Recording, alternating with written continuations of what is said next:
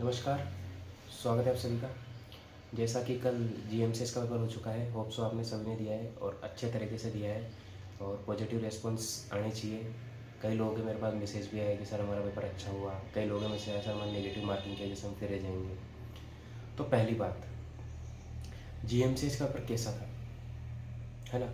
GMCS का जो paper था तो मॉडरेट टू हाई था। अब बात करते हैं सर 2022 में पेपर कैसा आया था। 2022 में पेपर बहुत ईजी आया था और 2025 में पेपर बहुत कॉम्प्लिकेटेड पेपर आया था, एम जैसा कि ए लगाएं कि बी लगाएं कि सी लगाएं कि डी लगाएं, है ना। वही हो रहा था अपने साथ, है ना। इस बार तो उन्होंने रिसर्च मैनेजमेंट पे डाली, लेकिन मैं इतना कहना चाहता हूँ कि इस बार जीएमसीएस ने जो पेपर बनाया बहुत शानदार लेवल से पेपर बनाया। जिसने पेपर बनाया बहुत अच्छे तरीके से और सारे सब्जेक्टों को लिया है इसने, ठीक है। अब बात करते हैं 70 क्वेश्चन कैसे थे। 70 क्वेश्चन से तो जो वन लाइनर थे उसमें से 10-15 क्वेश्चन फंडामेंटल के थे, 2-5 क्वेश्चन पीडिया के थे, 2-5 क्वेश्चन साइकेट्रिक के थे, एमएसएन थी, रिसर्च मैनेजमेंट भी थी। और जो 30 क्वेश्चन थे वो फंडामेंटल के थे, लेकिन हाँ बड़े क्वेश्चन थे, लेकिन 3-4 लाइन के क्वेश्चन थे। बड़े क्वेश्चनों की खास बात ये होती है कि उनमें सही आंसर आने के जल्दी चांस होते हैं, क्योंकि वह पहले ही बता देते हैं कि पेशेंट की कंडीशन क्या है ना, और पूछना क्या चाह रहा है ना।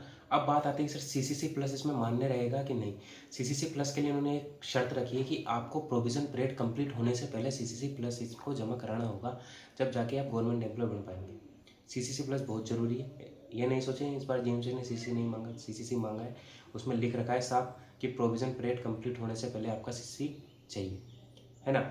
उसके बाद बात आती है कि साहब हमारा पेपर जो था उसकी कट ऑफ क्या रह सकती है। मेरे अनुसार जो कट ऑफ रह सकती है, जितना मैंने देखा है एक्सपेक्टेड कट ऑफ, मैं नहीं कह सकता ये कट ऑफ जाएगी। जनरल की जो कट ऑफ है वो 73 से लेके 76 तक रहेगी। ओबीसी की जो कट ऑफ है वो 70 से लेकर 73, 72, 73 तक रहेगी। और ईडब्ल्यूएस की जो कट ऑफ है वो 65 से लेकर 67, 68 तक रहेगी। एससी एसटी की कट ऑफ है वह 64 से लेकर 66, 67 तक इनके बीच में ही वेरी करेगी। क्यों सर इतनी कट ऑफ कम क्यों? क्योंकि कट ऑफ इस बार कम जाएगी क्योंकि इस बार मॉडरेट टू हाई लेवल का पेपर था। पहले की बार तो 85-90 तक कट ऑफ गई थी, है ना। तो इस बार कट ऑफ क्यों क्यों जा रही है, इस बार कट ऑफ कम जाएगी। अब बात करते हैं साहब कट ऑफ कैसे डिसाइड होती है। कट ऑफ होती है ओनली 5-10 क्वेश्चनों से, ठीक है ना। कट ऑफ ओनली 5-10 क्वेश्चनों से आपकी डिसाइड होती है, ज़्यादा क्वेश्चनों से डिसाइड होती है, क्योंकि 60 क्वेश्चन तो मैक्सिमम सब लोगों के सही होंगे क्योंकि सब पढ़ के गए थे इतना तो। लेकिन वो 10-5 क्वेश्चन जो होते हैं उनसे कट ऑफ ऊपर नीचे हो जाती है और उनसे अपन के सिलेक्शन होने के चांस बाहर निकल जाते हैं।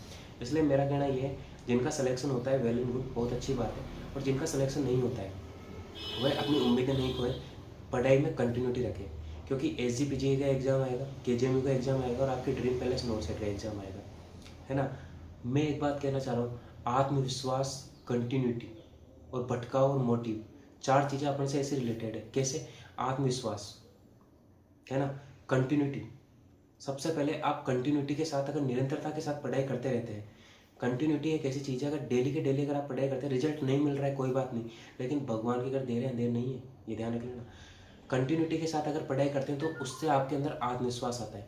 आत्मविश्वास जब आता है तो आपके अंदर जो भटकाव वाले जो नेगेटिव थॉट है वो अपने आप माइंड से गायब हो जाते हैं, है ना।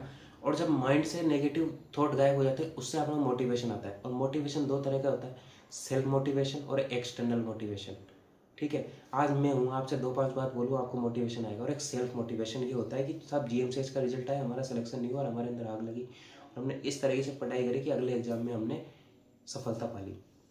हमेशा मैं एक बात कहता हूँ, जब तक आपके अंदर अंदर से आग नहीं जलेगी ना, जब तक कुछ नहीं होने वाला। मन से खुद को पढ़ना पड़ेगा।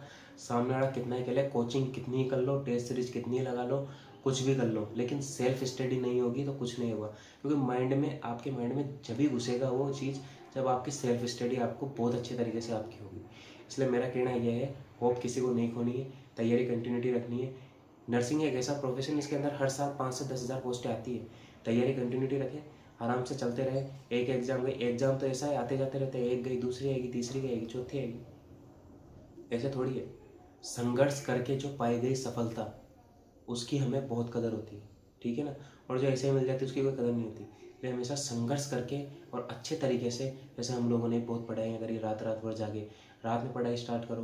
भैया सिलेक्शन क्यों नहीं होगा? और एम्स के लिए भी 2 महीने बचे हैं। ऐसा नहीं है एम्स में सिलेक्शन नहीं हो सकता, मात्र 2 महीने बचे हैं आपके पास। 2 महीने बहुत होते हैं। मैंने भी 2 महीने के लास्ट में इतनी बुरी तरीके से पढ़ाई करी थी कि मेरे को ये पता नहीं था कि सुबह का बुरी शाम का बुरी। पढ़ाई ऐसे ही होती है, पढ़ाई में भूख चैन प्यास सब खो के फिर पढ़ने बैठना पड़ता है, सब चीज़ खोनी पड़ती है उसके लिए। इसी के साथ मैं आपसे इतना ही कहना चाह रहा हूँ, GMCH में जो भी आपका पॉजिटिव रिजल्ट आता है नेगेटिव रिजल्ट आता है, आप होप नहीं खोएं। ये कट ऑफ थी। पेपर का एनालिसिस यही था कि बहुत अच्छा पेपर था, मॉडरेट टू हाई पेपर था, बहुत अच्छे तरीके से इन लोगों ने सेट किया। इसी बात के साथ धन्यवाद।